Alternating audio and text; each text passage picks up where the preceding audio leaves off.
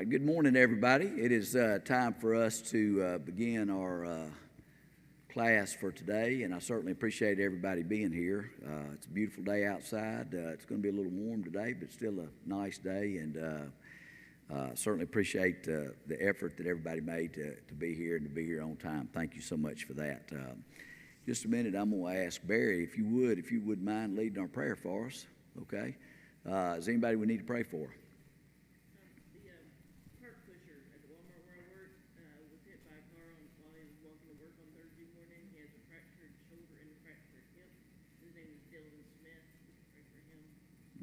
Barry, if you'll remember Dylan Smith, and certainly, now he was not hurt on the job, he was on the way to the job.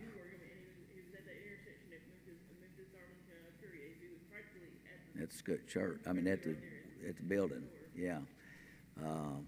That's Dylan Smith. Anybody else need to remember? I do want to mention my friend that we prayed for Wednesday night, Stacy Davidson. He has been a long-time friend of mine. He is 85 years old, and me and my grandson went to see him yesterday. He has been moved to a what do you call those? Not a recovery place. Rehab. Thank you, rehab place, and he seems to be doing a whole lot better. His enthusiasm is greatly ramped up since he got out of the hospital. But if you would, Barry, remember him. So we got Stacy Davidson and Dylan Smith. Yeah, Horace Duggar. Yeah. So, so if you can remember those three, and anybody else you want to put in there, Ken or whoever. I know it's hard always when you get put on a spot like this to remember all those names. But anyway, let's pray together, Barry. Gracious and glorious Father, thank you for this beautiful day that we can come together and worship you, sing songs of praise, and learn from your word, the wisdom and knowledge you present. Father, we ask you to be with Dylan, Stacy, and Horace. Help them through their battles and their struggles. Help them to get well and be strong. Father, be with our country. Expose the evil, bring in the good. Father, be with this congregation. Be with the elders. Help them continue to make wise and sound decisions for this congregation. Be with all the members as they go through their lives, deal with their struggles and their battles, whatever it might be, that they can overcome them and continue to worship you and be a light in this community.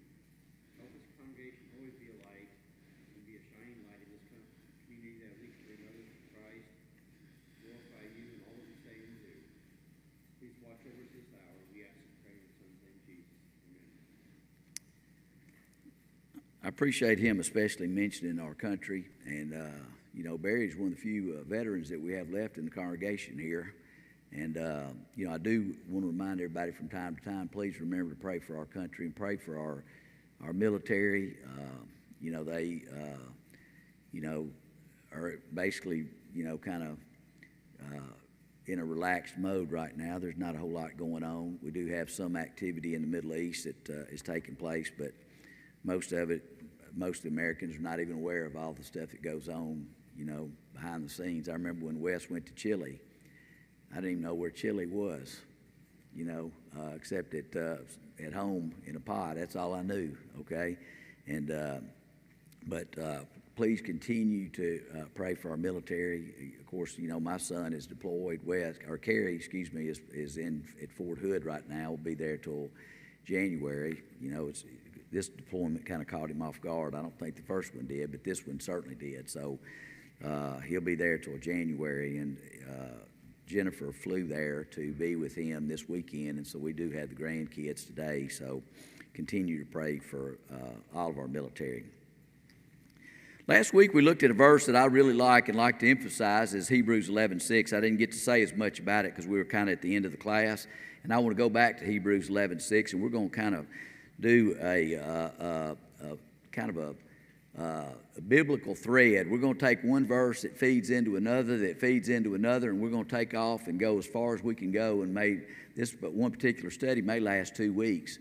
But Hebrews 11:6 says, "But without faith it is impossible to please him," speaking about God, "for he that cometh to God must believe that he is, and that he is a rewarder of them that diligently seek him." We have no options in this. Either we do or we don't. It is a must situation. I remember another place where the word must shows up is in Acts chapter 9, when Paul is told to go into to the city of Damascus, and there it would be told him what he must do. Okay, we know that later he was told to, after Ananias had spoken to him, he was told to arise and be baptized and wash away thy sins, calling on the name of the Lord. So we know that at that point, he still had sin in his life, even though Jesus had appeared to him, okay? He had prayed for 3 days and 3 nights. He had been without food, and he had prayed, so we know that the prayer, and we know that he was aware of Jesus because he said, "Who art thou, Lord?" And Jesus said, "I am Jesus whom thou persecutest." So we know that he recognized and knew who Jesus was. So when he was saying his prayer, he was probably praying, recognizing Jesus as the Lord that he had denied and persecuted people in the name of. But then he was told what he must do, and we know at the end that baptism came up.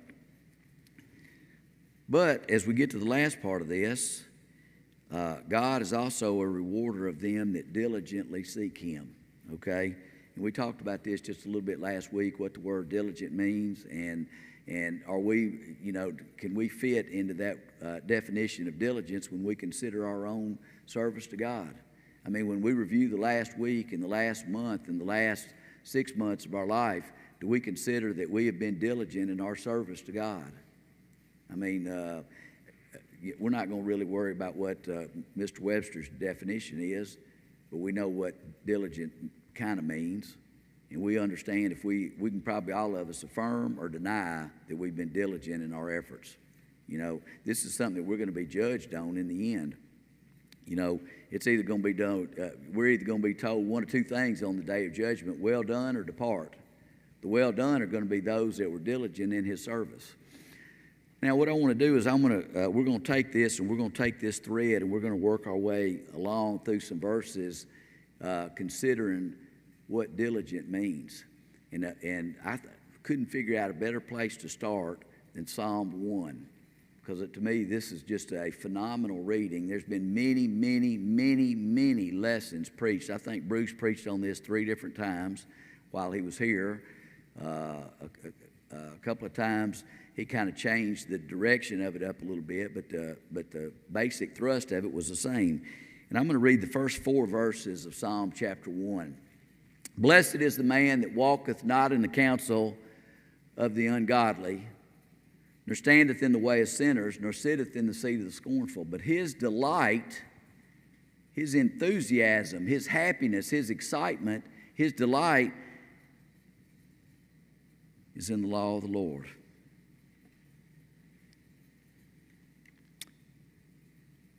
And in his law doth he meditate day and night.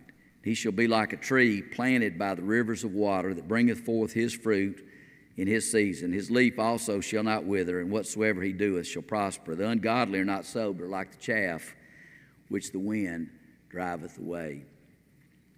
We know from this reading here that the first verse of this particular reading gives us the progressive nature of sin in our lives as we move forward from day to day. And this can apply to a teenager, 11, 12, 13, 15, and this can apply to somebody that's 80 or 90 or 100, okay? It's the same thing. The first thing that we look at here is when we come into contact with sin, is somebody generally starts walking with it. They feel a little bit comfortable, and they walk along with it, okay? They're just moving along in life, and it is progressing right along with them. But eventually, they stand. You look around here, as soon as the worship service is over today at roughly 11 o'clock, you're going to be able to look around this auditorium, and we will see people that are standing with other people and talking to them. Why? Because they feel comfortable around them. They've reached a certain point of ease in their life where they can be around this particular person, and this particular person it makes them so comfortable that they can stand and talk, and sometimes they can talk forever, okay? I told Elizabeth one time, I said, you know why the man invented the cell phone? Y'all probably don't know this. I did some research on this. Sandra, you know why he invented it? I'm going to tell you why he invented it. because his wife stood and talked forever and ever after church. And he said, you know what, if I invent this cell phone, they can talk on the way home and I can get out of here. Sally, you didn't know that, did you? Well, the revelations come every Sunday. So that's why you need to be here. So you'll always know. But what happens to the blessed man?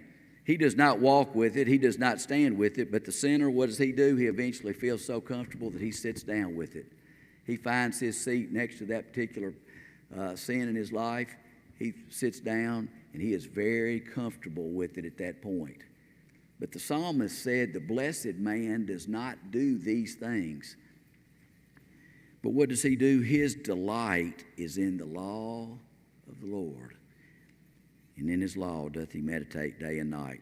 We're talking about, if we go back to Hebrews chapter 11, verse 6, and we talk about being diligent in our service, the first thing we need to understand in being diligent is that we need to be people of the book, and we need to be people that are meditating on that both day and night.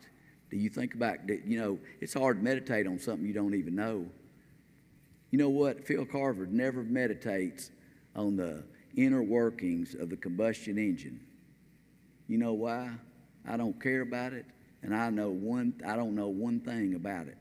So you won't find me at 4 o'clock in the afternoon sitting there thinking, how does a gas flow through a carburetor? I have no interest in that. I don't pay any attention to it. I am not the least bit interested in that. But we need to be interested in our salvation, and we need to be interested in the souls of others. And if we are, we're dedicated to our study, we're dedicated to our knowing the book, and we're dedicated to meditating on it day and night. What can I do? What can I do to expand the kingdom? What can I do? And everybody in here can think the same thing. Everybody in here can be thinking, what can I do to expand the kingdom of God in the Cordova area? What can I do to expand the kingdom of God in the area where I live? What can I do? The blessed man meditates on this day and night. And what is the result of this study and this meditation and this learning and this focusing on God's work? Here is what the result of this is. This is what the blessed man. Remember Hebrews 11:6, the end of it said, what?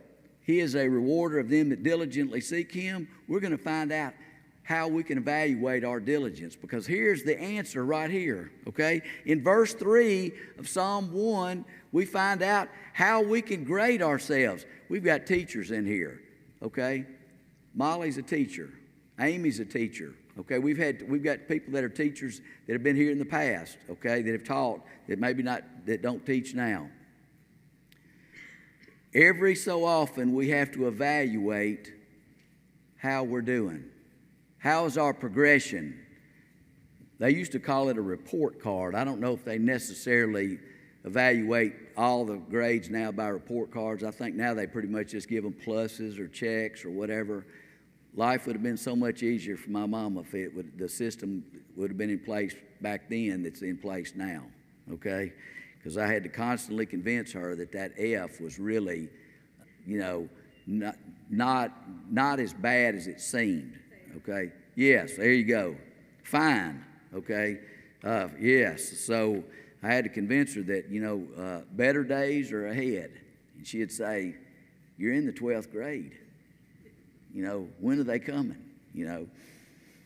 I've mentioned this before. I'll just tell you, my mother, when me and Elizabeth were going to get married, my mother, on the day of our wedding, said, come back here in the bedroom, I want to show you something. She pulled out my first grade report card. I didn't go to kindergarten, so she pulled out my first grade report card, and they used to have the little places on the back where the teacher would make a comment every 6 weeks, and you'd send it home, and you used the same report card all year.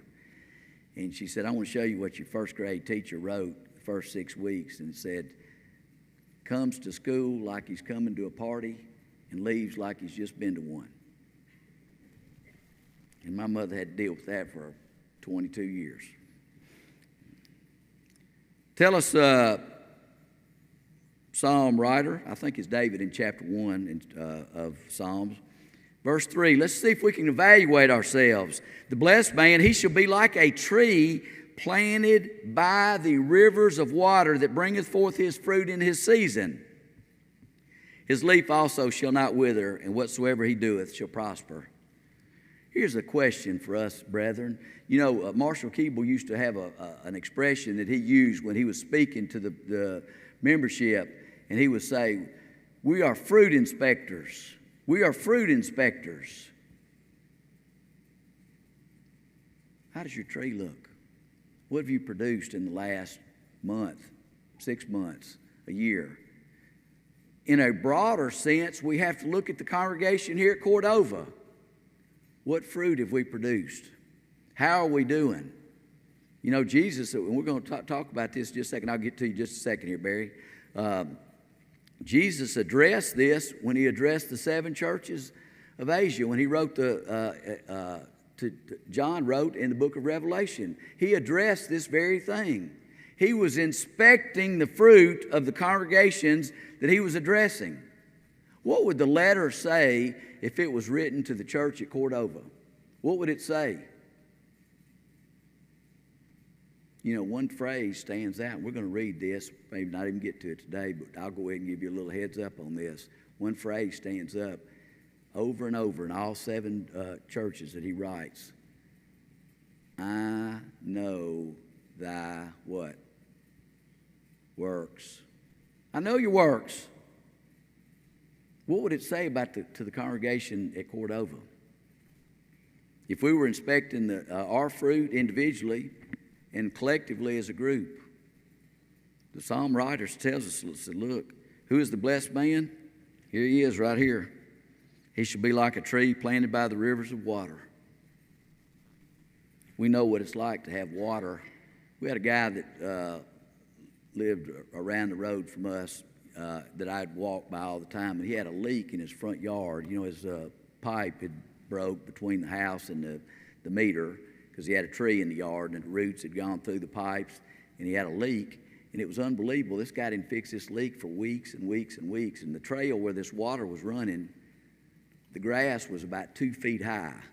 Everywhere else, the grass was pretty low because it's been so dry, but the grass had grown just unbelievably high. We want to plant ourselves by the rivers of water.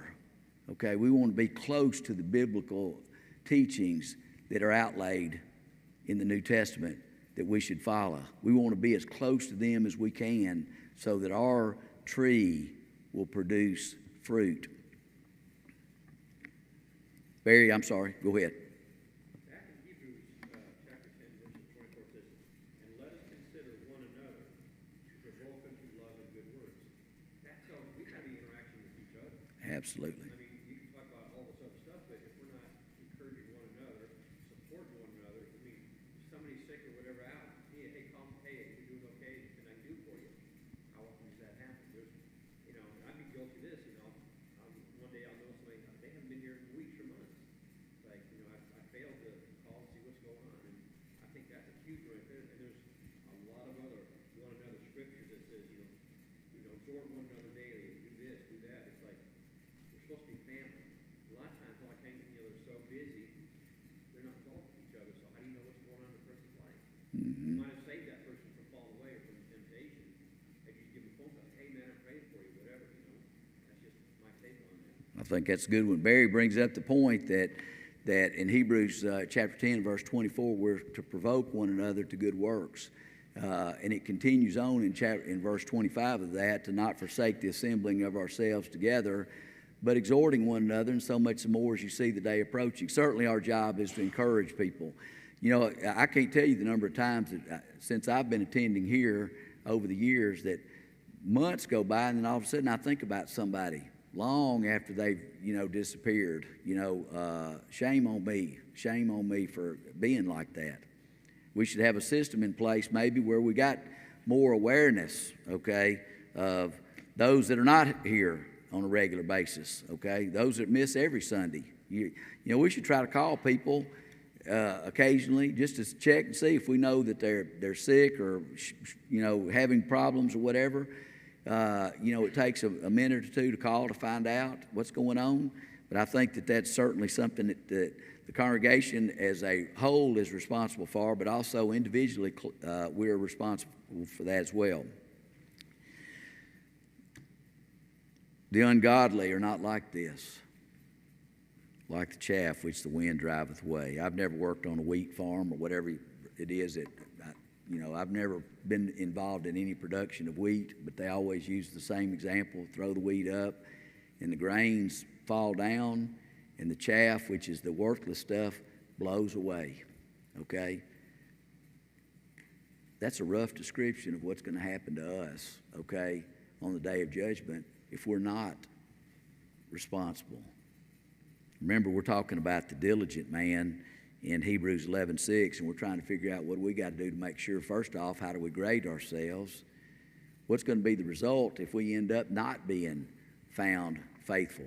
I've got that too. Okay, now we've already looked at the report card here. We check our fruit tree and see what's it producing.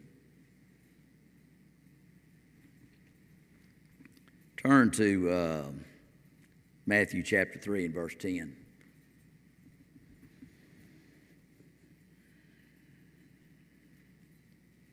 Jesus tell us what is going to happen to these fruit trees that are not planted by the rivers of water.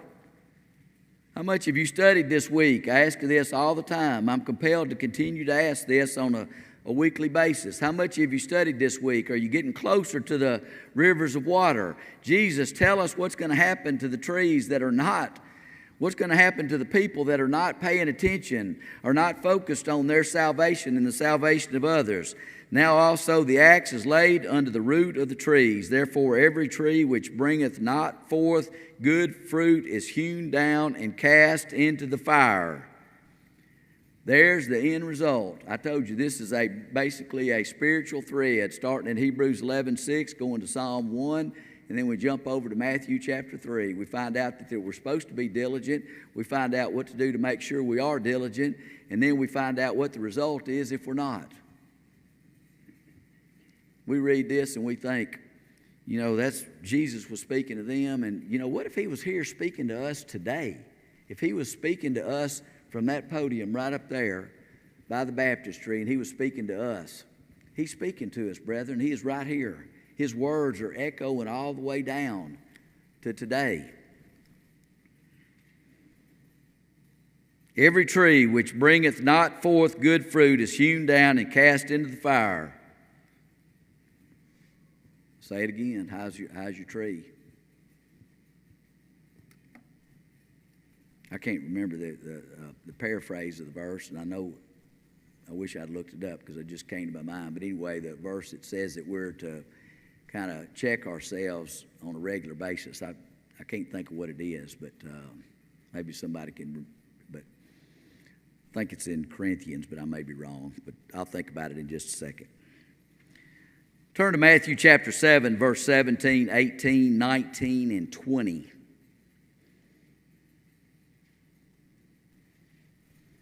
This is kind of another rendering of kind of the same thing, but it has a few additional points. Even so, every good tree in it bringeth forth good fruit, but a corrupt tree bringeth forth evil fruit.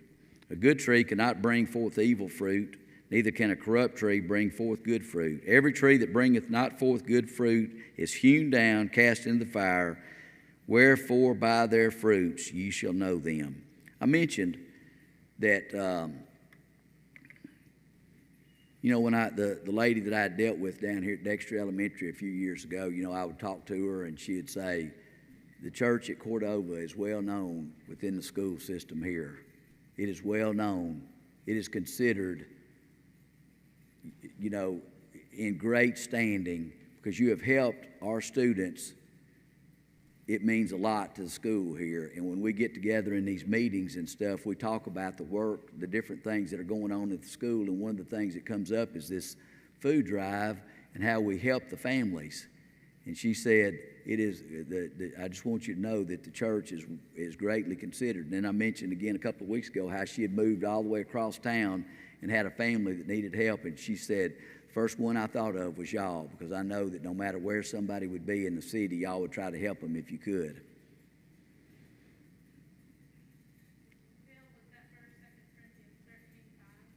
Yes, that's it. Read it for me. Thank you. That's it. That's what I was looking for. Examine yourselves whether you be in the faith. We need to check ourselves. Make sure what's going on in our life. Wherefore, by their fruits ye shall know them. That's powerful, brethren, right there. You know, when you read this kind of stuff over and over again, guess what kind of conclusion you come to? Let me tell you what conclusion that I come to. Jesus is serious about what we're doing with the time that we have while we're alive on this earth. He is very serious about what we're doing. He wants to make sure that the point is not missed concerning our activity, our diligence, our enthusiasm, our, what was this other word that was in, our delight, okay? He wants to make sure we understand. There won't be any surprises on the day of judgment. Oh, we did not know we were expected to do anything. Did you not read the basic stuff that's outlined all the way through the New Testament? Is this too hard to understand? Wherefore by their fruits you shall know them. Aaron?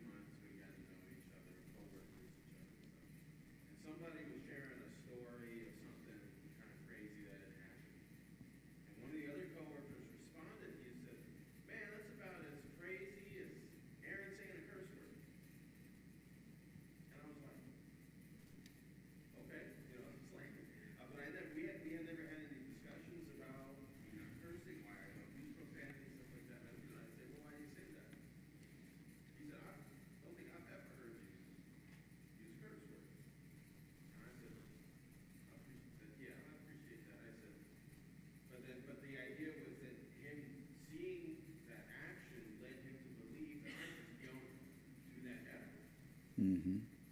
And that, to me, spoke volumes. It was kind of surprising to me because it's not something that I necessarily try to, like, I try not to do that, obviously, but it's not something that I, like, go around thinking, well, as long as I don't say this, people are going to know that I don't really pay a whole lot of mind to it. So for him to call that out, but not only was it something that he noticed, it was something that led him to believe this was a part of me that I never did. And so that sparked an interesting conversation as to why, and I explained why.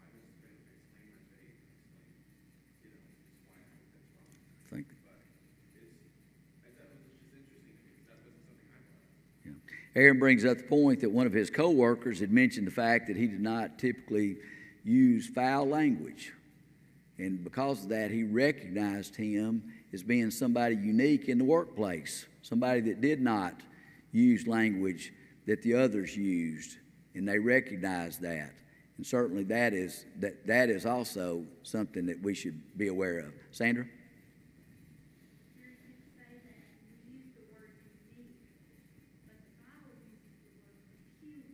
Mm-hmm.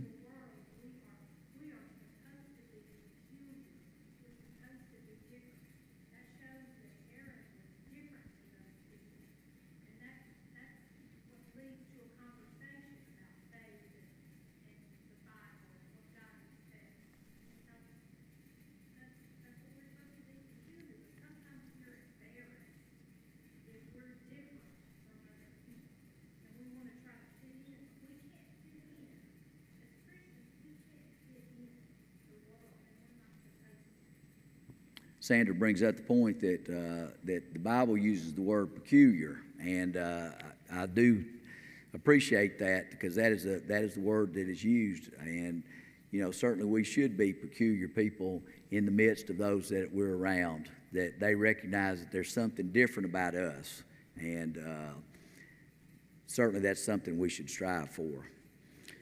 Yeah, Barry.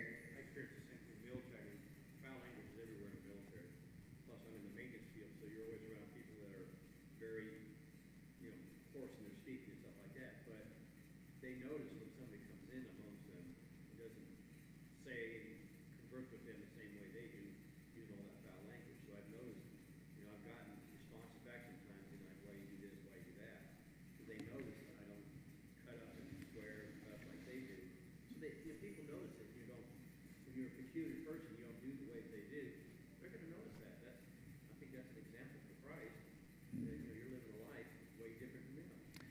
Barry brings up the point that in the military, and certainly, the military is renowned, for that, foul language and stuff, and that they do recognize immediately when somebody is peculiar in their midst. And so that is definitely something that we should all strive for. As we continue on this thread here, we talked about the fact that God's a rewarder of them that diligently seek Him. How do we make sure that we are diligent? We study, we plant ourselves by the rivers of water. We produce fruit. The non-fruit producing are going to be cast into the fire. And this is one, let me tell you something, brethren. This is a powerful verse here. Not emphasized enough, I don't think, but it is read probably 4 or 5 times a year from the pulpit here. Revelation 14:13. Turn there, please. Let's look at this. And I, John, and this is John speaking, heard a voice from heaven saying unto me, Blessed are the dead which die in the Lord from henceforth. Yea, saith the Spirit, that they may rest from their labors, and their works do follow them. Another and verse, okay? They're going to rest from their labors, but their works are hooked up just as a trailer would be to a truck. The truck is moving down the road, and the trailer is behind it, and we pile on stuff. You see all these people driving around town now, and they'll have lawnmowers and weed eaters. They may have mulch. They may have 1,000 things piled up in the back, okay? And they're pulling it. Our works are going to follow us. Brethren, this is a serious thing right here. And I'm going to, we're going to hit some points here in just a minute that I hope that, that I can kind of spur your thought process in concerning works, because this is something that as we look out now, our, quote, main worker, that's the way most people in the church think of the preacher. He's the main guy. He's the guy that ought to be doing all the visiting, all the phone calls. He's the one that ought to be going to visit all the people in the hospital. He ought to be going to see all the people in the nursing home. He ought to be checking on the widows. He ought to be doing everything else. Why? Because that's the one that gets the most money. He's the one that gets just about all the money. But our main worker is gone. We've spread it out among ourselves now. What's your trailer look like? What's your trailer going to look like when your works are following you to heaven? What will you be able to use as you stand on the judgment bar? Your evidence is laid out. If you're brought into a trial of some kind, your defense attorney or the person that's representing you is going to present a bunch of evidence saying, here's something that proves this person is not this way, and here's another thing, and here's another thing. This person, that they present evidence. Sometimes you'll see a trial where the person that is convicted, they will present no defense. In other words, there's nothing to say, okay? They're pretty much conceding a certain point. What's our trailer going to look like? What's our work going to look like that are going to follow us? All right, let's look at, we're going to get right to the most critical point, and then we're going to run out of time. I told y'all we should have a 4-hour Bible class. That's what Betty had told me. Tell the elders that we need to have a 4-hour Bible class. You remember telling me that, Betty? She's thinking, no, I don't remember that. Matthew 6:19, 20, and 21. Listen to this. Lay not up for yourselves treasures upon earth, where moth and rust doth corrupt, and where thieves break through and steal. But lay up for yourselves treasures in heaven, where neither moth nor rust doth corrupt, and where thieves do not break through nor steal. For where your treasure is, there will your heart be also. I remember sitting out in the parking lot probably 6 months ago. Bruce had gone to eat with us, and we were sitting out there in the parking lot, and I said, let me tell you one of the verses that used to throw me the most. He would say, what's that? I would say Matthew 6, and I would say where it says, lay up for yourselves treasures in heaven. I would hear that all the time when I was a young person. And I would say, how do you do that? It tells us what to do, but it does not tell us how to do it. I understand that we're supposed to do it, but give me some points. Tell me something that I can do, that I can tie myself into, so I can say, today I laid up a treasure in heaven. Today I did another one. I understand what I'm supposed to be doing. I've got this now. It tells us that what we're supposed to do. It don't tell us how. Mark 9:41. Jesus opens up the view for us. He pulls the curtain back and he said, I'm going to tell you how to lay up for yourselves treasures in heaven. For whosoever shall give you a cup of water to drink in my name, because you belong to Christ, verily I say unto you, he shall not lose his reward. That's the answer.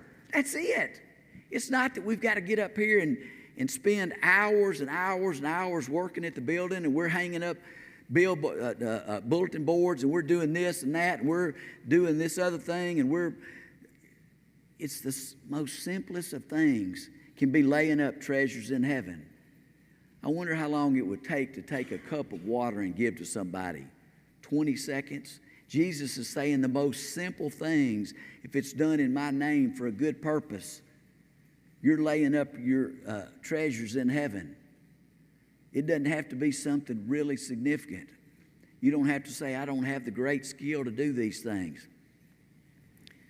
The great judgment scene found in Matthew chapter 25 lays it out for us. It tells us in greater detail. Turn to Matthew chapter 25. We're going to look at 31. We've read this a bunch of times. Let's focus on what it says. When the Son of Man shall come in his glory and all the holy angels with him, then shall he sit upon the throne of his glory. Who is going to be gathered? All nations, and he shall separate them one from another, as a shepherd divideth his sheep from the goats. Everybody is going to be there. Whoever lived, they're all going to be there.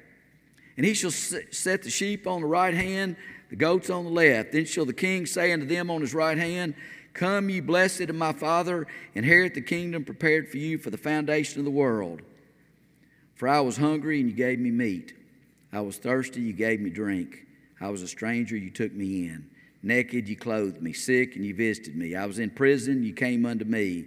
Then shall the righteous say, Lord, when saw we thee an hungered and fed thee, or thirsty and gave thee drink? When saw we thee a stranger and took thee in, or naked and clothed thee? Or when saw we thee sick or in prison and came unto thee? And the king shall answer and say unto them, Verily I say unto you, inasmuch as ye have done it unto one of the least of these, my brethren, you've done it unto me.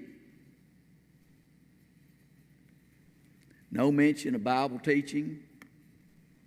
Very important. We should be trying to teach everybody. You don't have to get up here and preach in front of the congregation. You don't have to, this is very minimal skills right here that are presented to us right here. You gave somebody something when they were thirsty. You fed them when they were hungry. You clothed them when they didn't have any clothes. You helped them find a place to stay, whether it be at your house or some other place. In prison. The church used to be renowned as visiting the prisons. We got prisons right down the road down here. Just about every other month when we get these little the blue papers. What are they called, Sandra, that show up in our mailbox? Seek the Old Paths.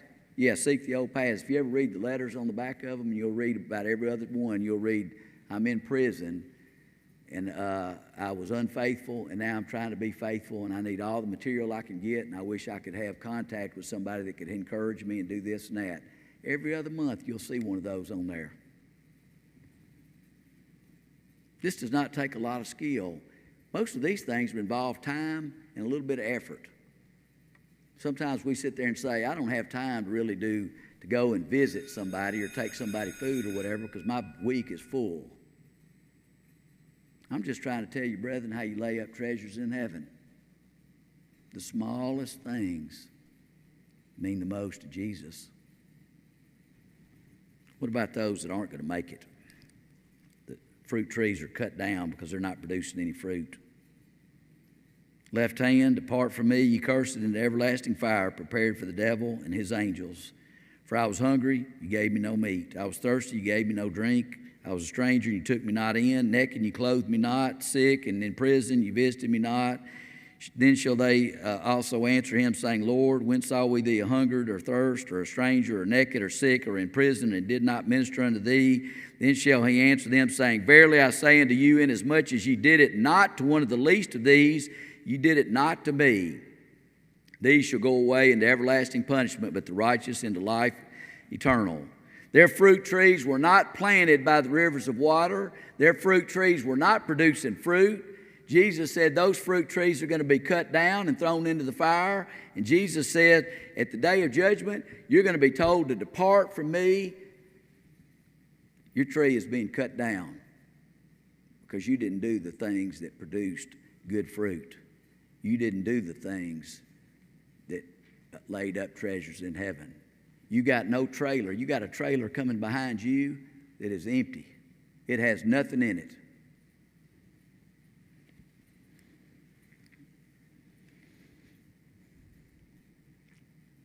If you studied the book of Acts lately, this is the closing point, and I'm not going to make the point. I'm just going to prepare you for next week. Have you studied the book of Acts lately?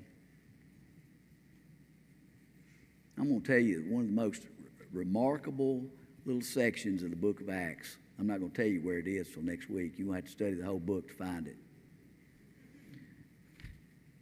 Listen to these names here. Peter, John, Philip, Barnabas, Stephen, Paul, Ananias, Cornelius, John Mark, Silas, Timothy, Apollos, many others. We can go through Paul's letters to the different churches, and we see at the end of those writings, he'll mention different people that are faithful in those congregations. And all those people, and you think about the church as it expanded throughout all of the known regions of the world, and all the Christians, the people that became Christians, and the Bible teachers and the elders of all those churches. An unbelievable example pops up in the book of Acts. Oh, it's powerful. You're going to have to be back here next week to find out. Inspect your fruit trees this week, brethren. Look at them. Pray about the congregation here and pray for the works we've got involved in here. We're getting ready. Matter of fact, I'm going to make an announcement here. Starting this Sunday, if you want to start giving some money to our food drive, you can go ahead and put some money in, dedicate the check to the Cordova Church of Christ. Just put it, write your church check out, put it in the contribution plate, and just put food drive. Okay? Barry?